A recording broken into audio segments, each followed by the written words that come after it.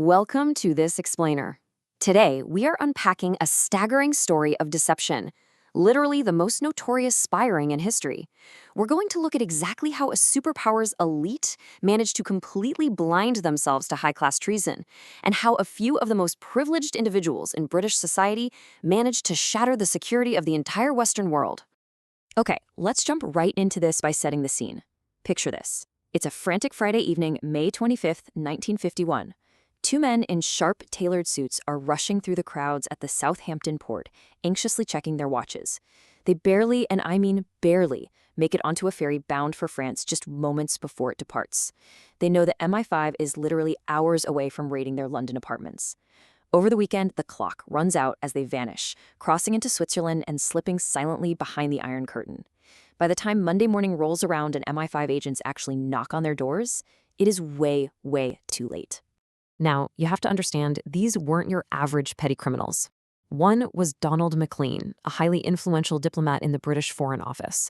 The other was Guy Burgess, a former MI6 and BBC official. So when the news of their disappearance finally hit Whitehall and the CIA, absolute paralysis set in. The shocking reality was that these top-tier officials had been operating as Soviet KGB agents for 2 decades, leaking the most sensitive intelligence straight to Moscow. They were part of a legendary spy ring that we now know as the Cambridge Five. So, how did we get here? Let's get into Section 1, Roots of Betrayal, and look at exactly why they turned. Put yourself in the shoes of a Cambridge University student in the 1930s. You're living in this wildly turbulent geopolitical climate. On one side, capitalism looks like it's completely collapsing under the weight of the Great Depression. Millions are starving and unemployed. On the flip side, the terrifying claws of fascism are rising, with Hitler in Germany and Mussolini in Italy. This group of incredibly bright, aristocratic students genuinely felt their capitalist government was utterly failing to stop this fascist threat. Out of sheer desperation, they started viewing Stalin's Soviet Union and communism as the only viable counterforce. And here is where Soviet intelligence, the NKVD, which you probably know better as the KGB, played an absolute masterstroke. They realized there was no point in recruiting factory workers who would never actually reach policymaking levels. Instead, they sent a masterful recruiter named Arnold Deutsch to London with this brilliant long-game strategy. His psychological trap was simple but genius. He told these students that to truly defeat fascism, they couldn't just shout slogans on the street. No, they had to completely hide their communist ties, put on suits, blend into elite society, secure high-level government jobs, and then patiently dismantle the system from the inside. Which brings us to a massive, crucial vulnerability. Section 2, the old boy network flaw, or how they were entirely blinded by elitism. The fatal flaw of British society at the time was this deeply ingrained, unwritten rule of the establishment. Basically, if you went to an elite boarding school like Eton and you graduated from Cambridge, you were automatically one of us. Their arrogance was so profound that they simply couldn't fathom that a wealthy gentleman with a perfect upper-class accent could ever betray the crown. In their minds, treason was something only lower-class workers or foreigners did.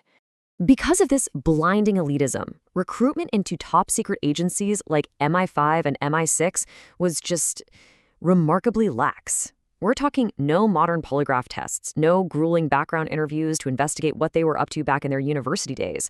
Instead, if a duke or a lord casually mentioned that a young man was from a good family, well, that was enough. Jobs guarding the nation's deepest secrets were literally handed out over wine at exclusive gentlemen's clubs. It sounds absolutely absurd now, but they practically handed over the keys to the kingdom. Let's take a closer look at the men who walked right through those open doors. Section 3, the Cambridge Five spies, the infiltrators themselves. The scale of their infiltration is just staggering. First, you got Kim Philby, the mastermind. He was charming, had this slight stutter that made him seem entirely unthreatening, and he served as the main link to the Soviets. Then there's Donald Maclean, the brilliant diplomat providing direct access to British and U.S. foreign policy. Guy Burgess, the playboy, a bohemian, chain-smoking alcoholic whose chaotic lifestyle provided the perfect cover. Anthony Blunt, the cold, calculating art historian, who actually worked in MI5 while being a distant relative to Queen Elizabeth. And finally, John Cairncross, the outsider. He lacked aristocratic wealth, but had intense intellect, infiltrating the Treasury and the ultra-secret Bletchley Park. And the intel they handed over absolutely changed things forever. Section 4, Devastating Leaks, and How They Altered History. Let's start with World War II. John Cairncross worked at Bletchley Park, exactly where Alan Turing's team had cracked the German Enigma code. Cairncross essentially read the most highly classified intercepted German radio messages and just funneled them straight to the KGB. Before the monumental Battle of Kursk in 1943, he gave the Soviets the entire German battle plan. We're talking tank positions, Luftwaffe targets, the whole shebang. Armed with this, the Red Army set a massive trap and crushed the Nazi tank fleet. Honestly, many historians argue the Soviets might not have won that pivotal battle without Cairncross. As we move into the Cold War, the betrayal deepens and the stakes get terrifyingly high. Donald Maclean was stationed at the British Embassy in Washington, and remarkably, he was placed on the Combined Policy Committee on Atomic Energy. This meant the absolute deepest secrets of the American Manhattan Project were right at his fingertips. Night after night, he's sending Moscow exact numbers on America's atomic stockpile and plutonium production. Because Stalin knew precisely how limited the U.S. nuclear arsenal actually was at that time, he was emboldened to push a far more aggressive strategy across Europe. But it's not just about stolen documents. There was a horrific human cost. During the early Cold War, the CIA and MI6 planned Operation Valuable to drop hundreds of exiled anti-communist rebels into Albania to spark an uprising. And guess who the joint commander for this highly sensitive operation was? Kim Philby. Philby handed the drop zones, the dates, the names, directly to Moscow.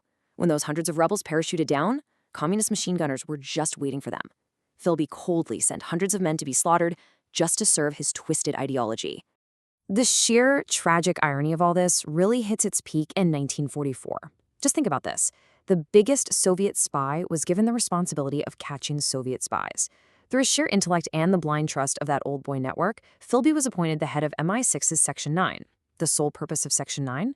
To hunt down and destroy Soviet spies. He was literally appointed head of the section designed to hunt him. The man sitting at the desk reading every anti-Soviet plan the British had was the absolute greatest Soviet asset in existence. You literally cannot make this up. But a lie of this magnitude, it can't last forever. Section 5, the unraveling, and the total collapse of the ring. Watch how incredibly fast this whole thing dominoes into a spectacular collapse. In the late 1940s, U.S. codebreakers working on the top-secret Venona project finally start decrypting old KGB radio messages. They uncover a spy in the British Embassy in Washington codenamed Homer, who they quickly identify as Donald Maclean. But Philby was stationed in Washington as the MI6 liaison to the CIA, meaning he's seeing these Venona transcripts cross his own desk.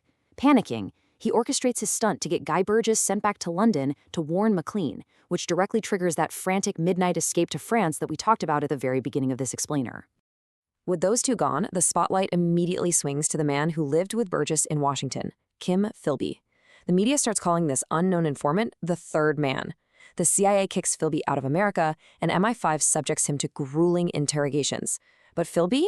He has nerves of absolute steel and gives them absolutely nothing. Astonishingly, the British establishment steps in and protects their own yet again. In 1955, the Foreign Secretary publicly clears him in Parliament. Even more unbelievable, though he was forced to resign, MI6 actually sets him up as a journalist in Beirut and keeps using him as a secret asset. Wild, right? But the mastermind's luck finally ran dry. In 1961, a KGB defector named Anatoly Golosin confirms to the CIA that Philby was indeed the third man. Cornered, MI6 sends an old friend to Beirut in 1963 to finally extract a confession. Realizing the game is totally up, Philby just slips away from his wife at a party in January 1963, boards a waiting Soviet cargo ship in the harbor, and vanishes behind the Iron Curtain forever. This final betrayal utterly shattered whatever trust the CIA still had in British intelligence for years to come. Now, what about the remaining two? Well, Anthony Blunt was interrogated in 1964 and confessed. However, because he was the Queen's personal art curator, the British government actually gave him a secret immunity deal. They did it just to avoid the catastrophic embarrassment of admitting a Soviet spy was working directly inside Buckingham Palace, a secret they kept all the way until 1979, by the way. Meanwhile, John Cairncross had quietly resigned back in 1951, fleeing to France and living in obscurity until his role was confirmed much later. The grand tragedy here, the real irony of the Cambridge Five, is the utter emptiness of their utopian illusion. They weren't blackmailed, they didn't do it for money. They betrayed their homeland out of a blind ideological love for communism. Yet, when they finally fled to Moscow, they witnessed the horrific reality of Stalin's gulags firsthand.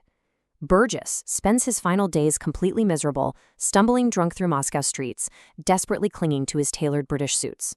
Philby received KGB honors, sure, but he remained deeply attached to his British identity and his arrogance, right until his death in 1988.